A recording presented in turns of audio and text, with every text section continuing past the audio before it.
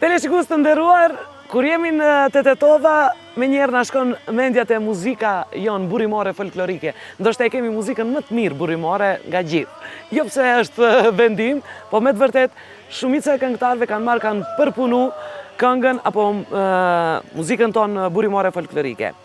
Kur është puna te muzika burimore folklorike, neve më njëherë na vjen mend ata të cilat kanë qëndru besnik kësaj muzike me vitet e tëra, mbi 40 vite, ato do të na tregojnë më saktësisht, këtu afër me Ikon Vllezrit, se diu mirë se erdhët në emisionin tim. Mirë se u gjetëm. Kur jemi të Tetova, edhe mos kushtojmë rëndësi, edhe mos kishin ndaj disa minuta për muzikën folklorike, nuk kish ku emisionin mbar. Po, Besiana, keni të drejtë, por fillimisht njerë ju përshëndes juve, si udhëheqësi i këtij emisioni dhe gjithë stafin tuaj që sot keni ardhur këtu në Tetov, por dhe në këtë vend piktoresk të bukur të Sharit, për të realizuar këtë emision. Pra ju përshëndesim dhe ju urojmë suksese për këtë nismë që keni marrë. Mirë thatë ju se folklori në Tetov është mjaft i zhvilluar. Mirë po, folklori këtu duhet gjurmuar edhe më tepër se që është gjurmuar. Ne jemi munduar me vëllaun bashkë që ta gjurmojmë, që prej fillimit, do me thënë prej një kohë prej 23 vitesh. Kjo është një karrierë mjaft e gjatë dhe ne jemi shumë të kënaqur që kemi punuar, kemi gjurmuar, edhe the vetë në fillim se këto këngë tani janë përpunuar dhe prej këngëtarëve të tjera, mirë po bazamenti është e Tetovës dhe kënga është tetovare. Si këndojmë nesër i këndon kërkush, tash merren, përpunohen, bohen, ama origjinali është origjinal. Por e din ato vetë, ato e din vetë. Këndej na shoqërojmë paunat neve, pulat e natyrë. Natyrë, një ambient tepër i mrekullueshëm me një ambient tepër i bukur. Flasim pak për Tetovën. Sa e vlerëson Tetova muzikën burimore folklorike? Tetova normal që këngën burimore të këtij vendi e vlerëson, për shkak se po mos ta vlerësonte nuk do të ishte normale, sepse është e vetja dhe njeriu. Po e kam fjalën për shkak se tash muzika ka nis modernizohet, sikurse rinia ka nis të harrojnë traditën, ka nis të harrojnë.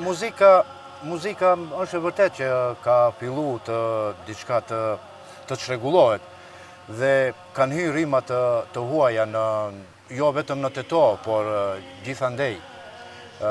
Por ne, veçanërisht ne, mundohemi që me vite të ngelim besnik, kemi kultivuar dhe do të kultivojmë të vjetrën atë çka është burimore, pa mos me ndryshuar asgjë.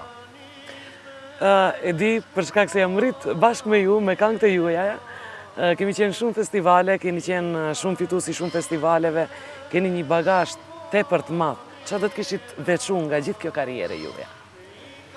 Nga kjo karrierë kishim veçue të gjitha ato përshtypje që na kanë ngelur ne me festivalet, me shoqërinë kulturartistike, si the vetë ne kemi qenë bashkë në shoqëri. Po ne veçojmë atë për mikpritjet e kombit tonë në çdo vend, për shembull në Kosovë, në Shqipëri, nga se kemi shkuar kudo, edhe to janë përshtypjet më të mëdha që me të vërtet shumica na kanë mirëprit, edhe pse këngë tetovare, për shembull, se gjuha jona është pak një dialekt shumë i dashur për ne, por edhe për tjerët, edhe është rënd të kuptohet, por na kanë prit shumë mirë, se vetë kënga e bën të veten, kështu që unë bile një këngë e kam marrë, e kom përpunu, e kom pak e kom modernizu, a i bie, as i bie, po dialekti nuk e ndrova. Edhe pash në disa gazeta do shkruesh te Big Mama ka nis këndon serbisht. Serbisht. Dialekti jonë pak më i veçantë, po jo vetëm i jonë, po çdo kund ku shkosh është dialekti ndryshon. Dialekti është dialekt, secili e ka e mbron dialektin e vet, anës vet, pa marrë parasysh a Shqipërisë, a të Kosovës, a të Maqedonisë. Po, ata e kanë thënë, me siguri, edhe unë jam i sigurt që e ka thënë dikush se këndon serbisht, por ata janë njerëz të cilët nuk i kuptojnë, nuk i njohin trevat dhe këngët. Por atë mund ta them lirisht se edhe në Shqipëri ka njerëz eminent që merren me muzikë dhe rëndësh ta vlerësojnë këngën e një treve. Për ta vlerësuar, duhet shkuar atje, duhet parë dhe duhet analizuar dhe parë se çfarë këngësh e çfarë melosi ka ajo zonë. Kam edhe një pyetje për ju. Më tregoni kështu, gjithmonë këndoni këngë burimore? Jo, ne këngë burimore këndojmë në për mediume, për incizime, në për festivale, mirë po në për dasma, normal se kemi kënduar edhe këngë shqipe, por të trevave të ndryshme. Se ne nuk jemi të lokalizuar, ne njihemi si të lokalizuar për arsye se me të vërtet me të madhe kultivojmë këtë. A e dini pse? Po që se me plot përgjithësi e them unë sot, po që se unë dhe vllau e lëshojmë këtë kultivim të kësaj këngë, besoni se kjo zhduket. Prandaj ne kemi dhënë besën krejt popullit, por e Zotit se ne do ta kultivojmë këtë melos deri në fund. edhe shpresojmë që arrim. Meqense ka lumë ai këngëtar që vin mbas e që fillon ta gjurmojë këtë këngë se do të arrije. Ne një fjalë mbajmë çdo herë në për intervistë e kom cek Ismail Hoxha i njeri, kompozitori na ka thënë. Këndoni ashtu që dikush i thotë se ki ka kënduar si vëllezërit Sejdiu, jo vëllezërit Sejdiu si ai. Si ai po. Po. Një fjalë shumë e bukur. Po, jeni aktiv edhe në parahengje familjare, merrni pjesë, jeni pos festivaleve, pos koncerteve? Ne ahengjet, të them të drejtën, i zgjedhim për arsye se në për edhe pse publiku na njeh neve këngët tona, i njeh këngët më shumë shkojnë për shemb, por edhe kur shkojmë në dasëm, ato kret këngët, se ne kemi një bagazh shumë të madh, kemi rreth 200 këngë, 300 këngë të kënduara të incizuara, por kemi edhe 200-300 këngë të pa incizuara ndet, pa vetëm janë të komponuara të gatshme, kështu që po, marrim pjesë në parahengje të ndryshme, në përdasma. Po në hengje këndoni këngë burimore apo këndoni edhe këngë popullore? Jo, këngë të gjithë trevave shqiptare. Gjithë këngë, domethënë. Vetëm shqip. Vetëm shqip, pastër shqip, po. Si kishit paramendu ju kamerman të mi të dashur ta këndojnë këtë këngë cena mbi tavolina, vëllezërit Sejdiu? Atëherë tavolina do të ishte thije krejt. Ja, ishte, ne kishim bërë të të varë, se si lujna mbi tavolina. Lujna mbaj astalla. Lujna mbaj astalla. Lujna mbaj astalla. Unë ju faleminderit shumë që ishit pjesë e emisionit tim. Unë kisha dashur që më shumë flasim për muzikën burimore folklorike, po për shkak se thash prej gjithave do të kapim pak për shkak se emisioni kushtohet qytetit tonë Tetovës. Unë kisha dashur që ta mbyllim me një këngë bashkë këtu. Po. Ajo këngë është punu prej shumë këngëtarëve, ashtu e kom marrë edhe unë një pjesë prej kësaj këngë. E këndojmë skutaçe? Po. Edhe këtë e mbyllim këtë pjesën? Sigurisht. Kishit dash diçka për shtu, për përshëndet në fund para se ta nisim këngë? Jo, nuk kishim dash, ne vetëm do kishim dash të shtojmë që të gjithë të rinjtë që vinë pas neve ta kultivojnë këtë këngë, se me të vërtetë është, edhe do të kenë edhe një karrierë të mirë, do të kenë edhe, domethënë, do të kenë të mirëpritur nga publiku, se kjo është një këngë nostalgjike, këngë e dashur dhe është me të vërtetë melodike. Atëherë e kapim, shkojmë special këtë këngë për kamermanat tonë dashur në të vjen. Po. Skuta qaje caucës topa jo.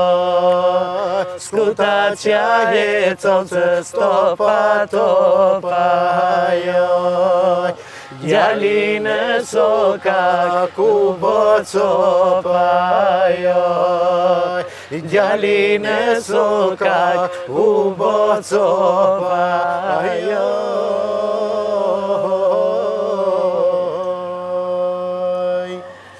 Djali në sokak, cauca në qardak.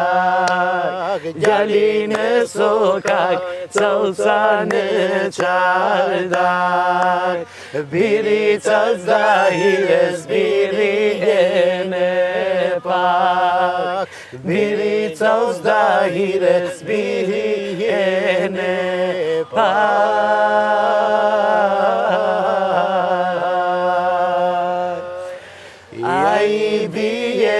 Si bie taj me mujikije, ai bie, si bie taj me mujikije, me parete moja djalo unë kam blije, me parete moja djalo unë kam blije.